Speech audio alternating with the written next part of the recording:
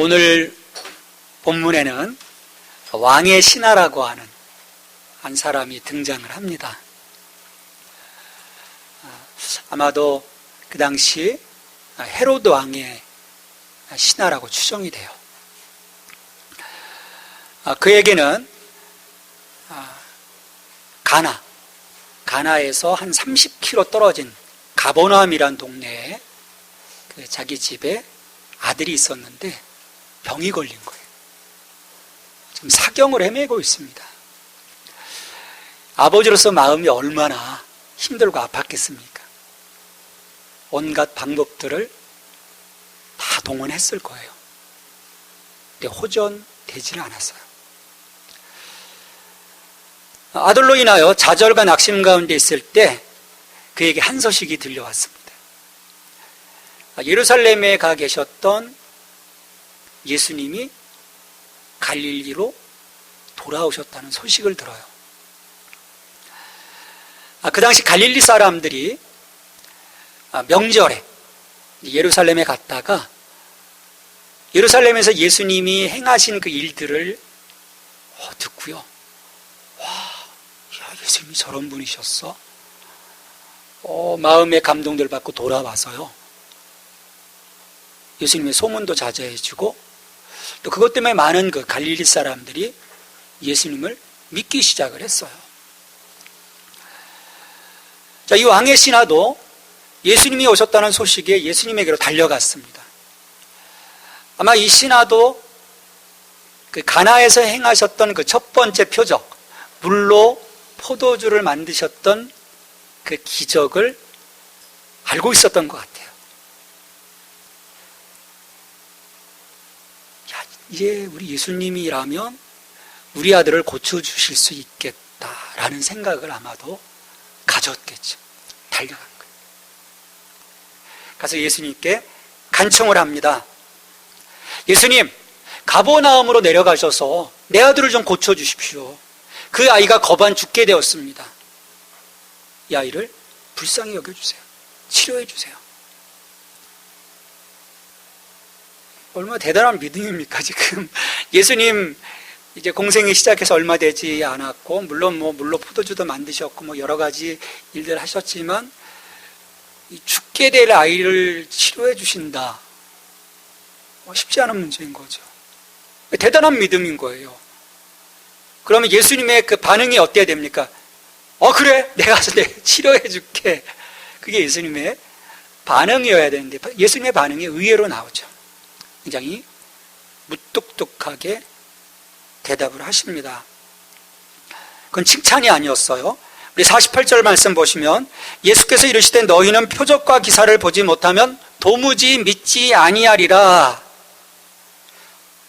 표적과 기사를 보지 않으면 믿지 않는다는 거예요.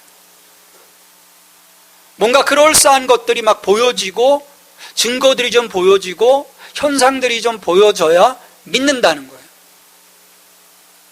예수님이 사람들의 어떤 그 믿음의 어떤 오류를 지금 지적을 하는 것입니다.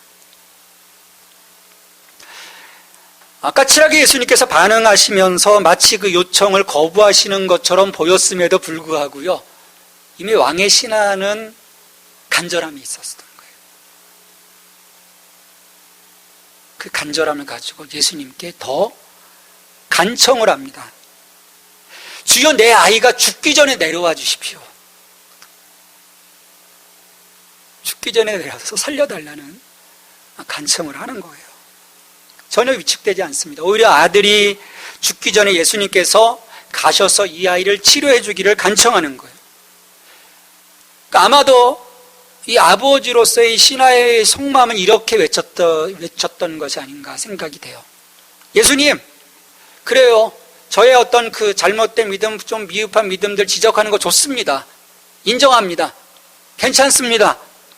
하지만 예수님, 지금은 행동이 필요한 때입니다. 우리 아들이 죽기 전에 가버나움에 가셨으면 좋겠습니다. 라고 하는 그런 그 마음을 가지고 예수님께 간청했을 거예요. 포기하지 않고 더욱 간절함으로 예수님께 간청하자 예수님께서 반응을 보이십니다. 뭔가 대단한 반응이 나와야 되잖아요. 지금 기적이 일어나야 되는데. 근데 예수님은요, 간단하게 말씀으로 그칩니다. 가라, 내 아들이 살아있다. 가라, 내 아들이 살아있다. 우리 예수님은요, 말씀만으로도 충분한 분이십니다. 우리 믿음이 중요한 거예요. 예수님이 말씀만으로 충분하신 분인데 우리는 그 말씀만으로 충분한 것이 아니라 다른 표적과 기사를 보여주세요라고 하는 그 믿음을 우리가 갖고 있는 거예요. 그래서 말씀만으로 충분하신 예수님으로 인해서 우리에게 드러날 능력에 대한 놀라운 결과들을 내 믿음이 약해서, 내 믿음이 부정적이어서 그것들을 가로막는 경우들이 너무 많다는 것입니다. 여러분, 예수님은요, 말씀만으로도 충분하신 분이십니다. 믿으십니까? 내 믿음이 거기에 반응하면 되는 거예요. 왕의 신하는요, 예수님의 말씀을 믿고 그 즉시 어디로 갑니까? 가서 확인해 봐야 되지 않습니까? 자기 집으로 갑니다. 가버나움으로 달려가요. 그리고 가버나움의 집에서는요, 아들이 살아난 거예요. 놀란 종들이 이 기쁜 소식을 주인에게 알리기 위해서 가버나움으로 더 달려가고 있는 거예요. 그래서 중간에 왕의 신하와 종들이 만납니다. 종들이 외친 거죠. 주인님, 아드님이 살아나셨어요. 기적적으로 살아나셨어요. 여러분, 그 신하의 마음이 얼마나 기뻤고 얼마나 감사했겠어요. 아들이 살아났는데. 근데 이 기쁨을 주체하지 못한 한순간 생각하는 거죠. 예수님의 말씀으로 인해서 이 아이가 치료되어졌는지 확인을 하기 시작을 합니다. 그래서 말씀해 보면 그 호전된 시간을 따져보는 거예요. 52절에 그 낫기 시작한 때를 물은즉 어제 7시에 열기가 떨어졌나이다 하는지라. 어제 7시. 지금 하루길을 달려서 간 거예요.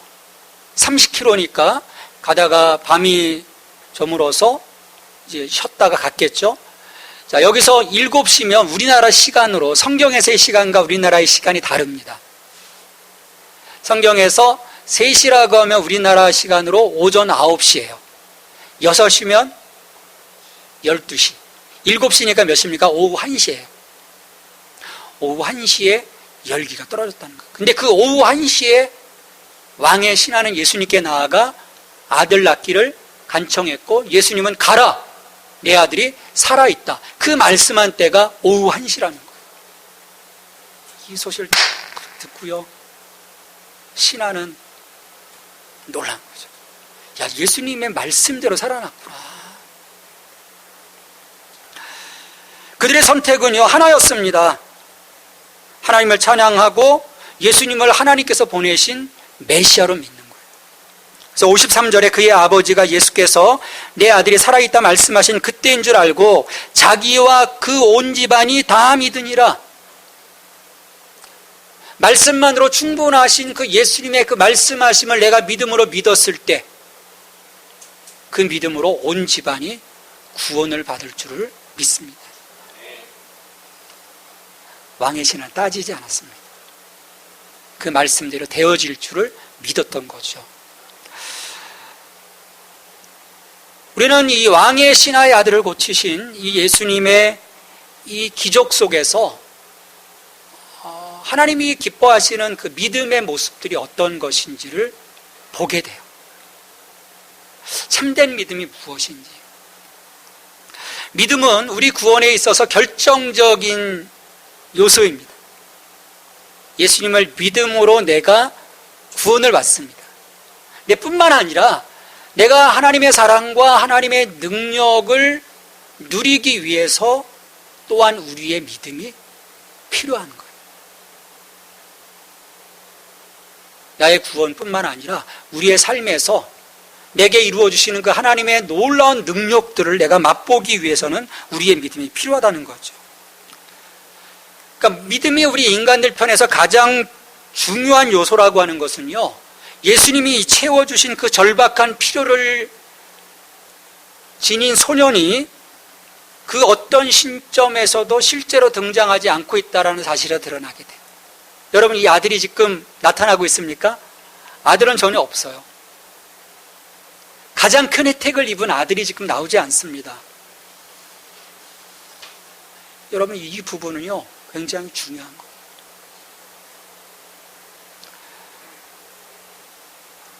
우리의 필요를 채워줄 수 있는 분의 그 능력이 내가 예수님을 실제로 만난 것은 아니지만 그 때문에 그 예수님의 그 능력의 그 크기가 결코 제한되지 않는다라는 거예요.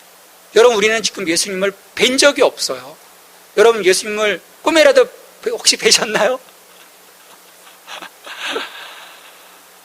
저도 예수님 한번 보여주세요. 정말 많이 기도했어요. 청년 시절에. 산기도 가서도 예수님 환상 가운데 막 구름 타고 내려오신 예수님 좀 보여주세요. 막 나무 그냥 붙들고 뽑을 심산으로 뭐 부딪히고 깜깜한 하늘만 보이더라고요. 깜깜한 하늘만. 우리 예수님 본 적이 없어요. 나를 위해서 죽으셨다고 하는데 누구처럼 스티그마 여기 막 상흔이 막 나타나고 우와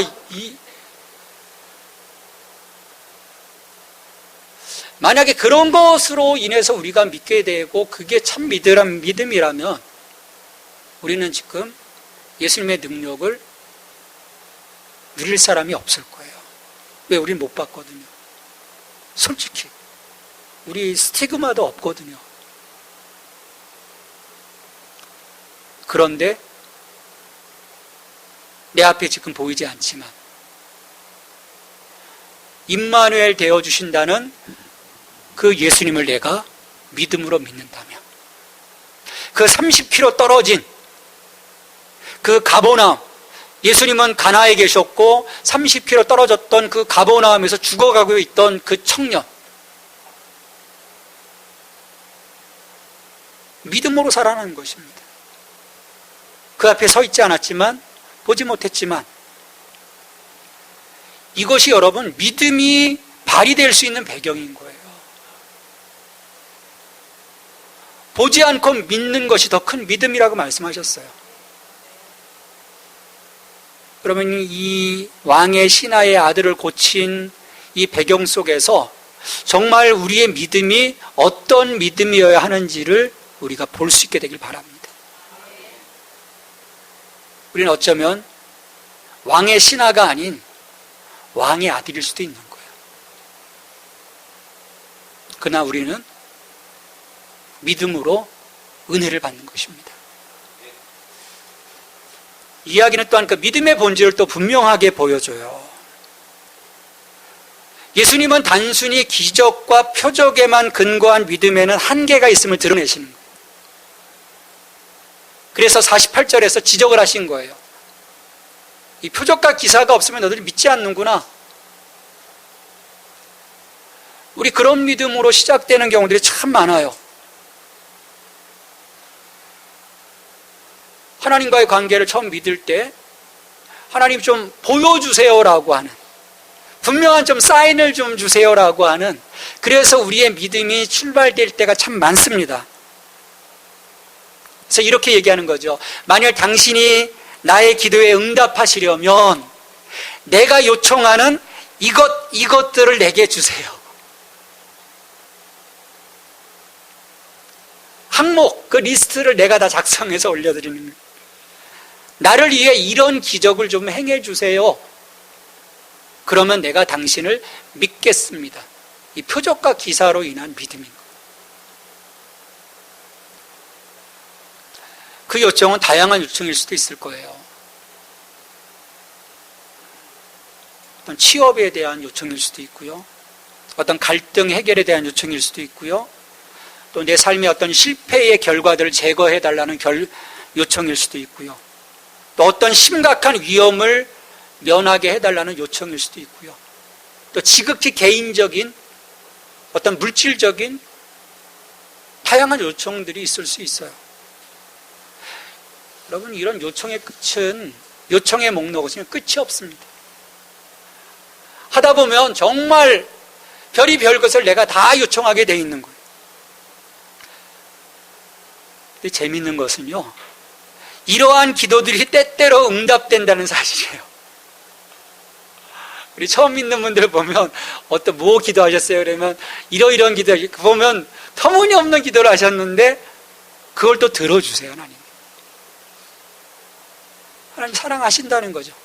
그럼에도 불구하고 사랑하신다는 거예요. 우리의 이기적인 요청, 잘못된 요청에도 하나님은 우리를 사랑하신다는 증거인 거예요. 하나님의 그 자비하심에 대한 부분들을 말씀해 주고 계시는 거예요.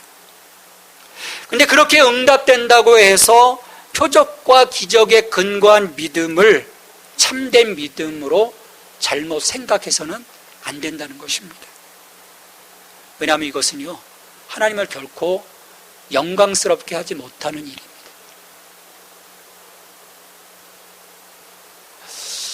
종종 이걸 가지고 자랑하는 경우들이 있어요. 나 이렇게 기도했는데 하나님이 내게 들어주셨어요. 하나님 영광 받으시는 게 아니죠. 왜 하나님께 우리가 영광 돌리지 못하는 것입니까? 이것은요, 우리가 하나님을 섬기는 것이 아니에요. 하나님이 기적에 의해 우리를 섬기는 모양새가 되는 거예요. 하나님이 우리를 위해서 계신 것이 아닙니다. 우리가 하나님을 위해서 있는 거예요. 우리의 존재 목적입니다.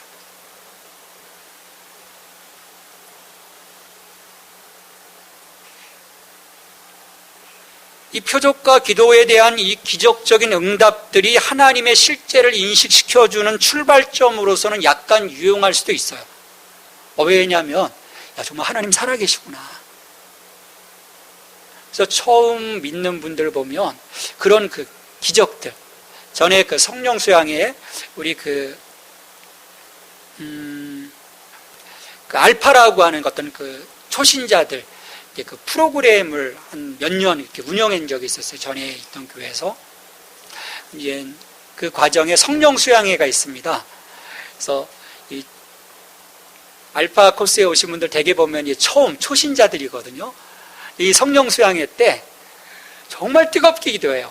그래서 막 방언도 받게 되고 막 성령 충만해요. 그러면요, 이제 아프신 분들 좀 나오시라고 해요. 거기 그 섬기시는 분들 가운데 쭉 나와요. 몇 분 쓰시면 이날 막 기도하고 그 성령 받고 성령 충만한 이 초신자들이 기도를 해요. 어디가 아프세요? 무릎이 아파요. 그러니까 하나님 무릎을 낫게 해주세요. 그럼 무릎이 낫는 거예요. 정말이냐? 정말 나왔어요. 이게 하나님이 그런 부분들을 보여주실 때가 있는 거예요. 왜? 그 하나님의 그 실제하심, 그 하나님의 능력을 예수님을 처음 믿는 사람들에게 한번 보여주시면서 정말 하나님 살아계시구나. 근데 이게 끊임없이 하나님과의 관계를 이끌어가는 어떤 성숙에 있어서는 오히려 걸림돌이 될 수 있다는 거예요. 왜냐하면 주님과 나 사이는 인격적 관계 안에서 조금씩 성장해 가야 되는 거예요. 이게 전부인 것처럼 생각하는 순간에 우리는 표적과 기사가 없으면 내가 하나님을 믿지 못하는 것입니다. 그게 한계인 거예요. 그래서요, 이 표적과 기사로 인한 그 믿음으로서 우리가 머무는 것이 아니라 이 말씀 속에서, 이 왕의 신화 속에서 우리는 믿음의 발전의 모습을 좀 볼 수 있어야 합니다. 처음에는 표적과 기사로 시작될 수 있었겠지만 믿음의 어떤 성장의 단계를 가져가는 것입니다. 보면, 자, 예수님에 대한 그 신화의 반응. 예수님이 올 때는 표적을 찾는 것처럼 보여졌어요. 처음에는. 야, 너희가 표적과 기사가 없으면 믿지 않을 거야. 그렇게 평가를 하셨단 말이에요. 근데 50절에서 보면 예수님께서 하신 말씀을 받아들입니다. 받아들이고, 그리고 53절에 보면 믿습니다. 표적을 찾고 예수님의 말씀을 받아들이고 순종하는 거죠. 그리고 그 순종의 결과 드러난 하나님의 능력을 보면서 예수님을 믿는 것입니다. 어떤 뚜렷한 진전이 보여요. 여러분, 믿음은요, 바라고 자라나고 발전하는 생명체입니다. 여러분의 믿음이 이처럼 성장할 수 있게 되기를 주님의 이름으로 축원합니다. 처음 시작은 미약했지만 그 과정을 거치면서 내가 성숙한 믿음으로 나아가는 것. 왜? 믿음은 생명체이기 때문입니다.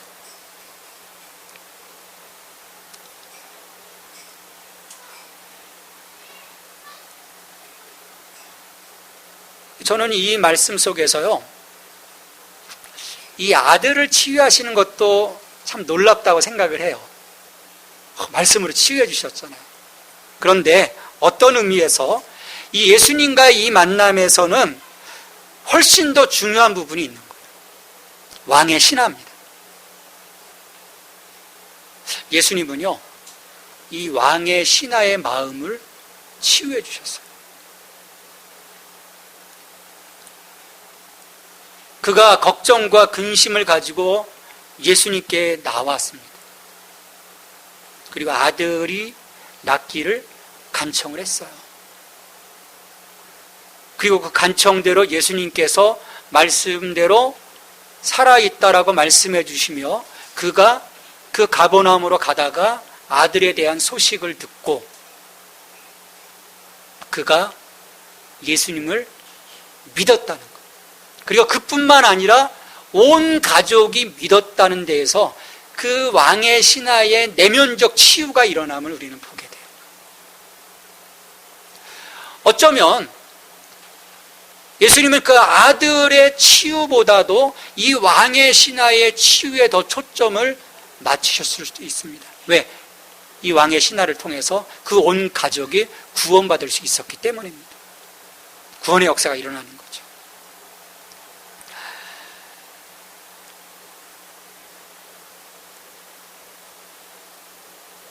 저는 그렇게 생각을 해요. 때로는 우리를 회복시키시고 우리를 치료하시기 위해서 우리에게 이러한 어렵고 힘든 상황들을 배열하실 때가 있구나라는 생각을 해봅니다.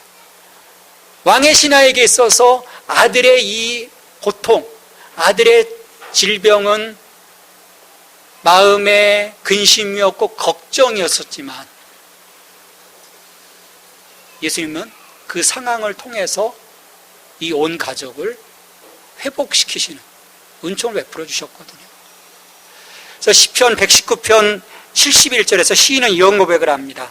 고난당하는 것이 내게 유익이라 이로 인하여 내가 주의 율례를 배우게 되었나이다. 고난이 유익이라는 거예요.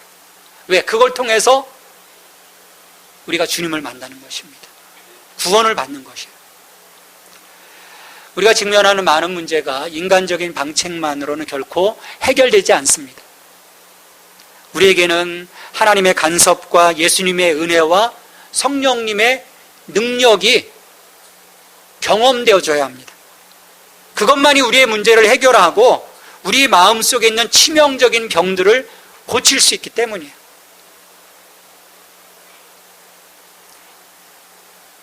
여기에 이루도록 하는 것이 믿음의 힘입니다. 이 믿음을 통해서 우리는 주님의 능력, 주님의 사랑, 성령님의 권세를 우리가 나의 것으로 누리게 되는 것입니다. 예수님은 우리를 치유하시는 그리스도이십니다. 여러분 믿으십니까? 우리를 치료하세요. 우리의 질병을 치료하시고 우리 마음의 상처를 치료하시고 내 삶의 어려움들을 회복시키시는 분이십니다. 영적인 필요에 대해서 뿐만 아니라 육체적인 필요에 대해서도 또 성숙한 사람들에게 뿐만 아니라 약한 사람들에게서도 예수님의 은혜는 미치는 것입니다. 차별 없이 미치는 거예요. 그 약함 속에 있을 때도 내가 믿음 가운데 주님을 찬양하고 잊지 못하다 할지라도 그 자리에까지도 오셔서 나를 회복시켜 주시는 거예요. 오늘도 주님은 우리가 도움 청하기를 기다리고 계십니다. 우리가 나가는 거죠. 나의 것들을 가지고 나가는 것입니다. 그분이 말씀만으로 충분하신 분이심을 믿고 나갈 때 오늘 우리의 삶 속에 이 왕의 신하에게서 이루어진 놀라운 회복과 치유의 역사가 우리의 삶 속에 일어날 줄을 믿습니다.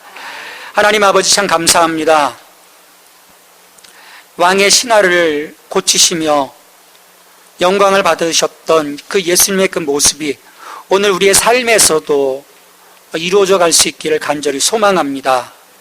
우리가 어렵고 힘들 때 그리스도 한 분만으로 충분함을 깨닫게 하시고 우리를 구원하시고 치료하시고 인도하시는 주님께 날마다 서서 기도하고 간청하고 찬양하는 저희들의 삶이 될 수 있도록 은혜를 베풀어 주시옵소서. 그 삶을 살아나갈 때 예수님이 내 삶 속에 오셔서 우리의 삶을 다시금 새롭게 하시고 능력 있게 하시고 강하게 하시고 더욱더 하나님 나라의 그 열정으로 살아갈 수 있도록 지켜주시리라 믿습니다. 예수님의 이름으로 기도합니다. 아멘.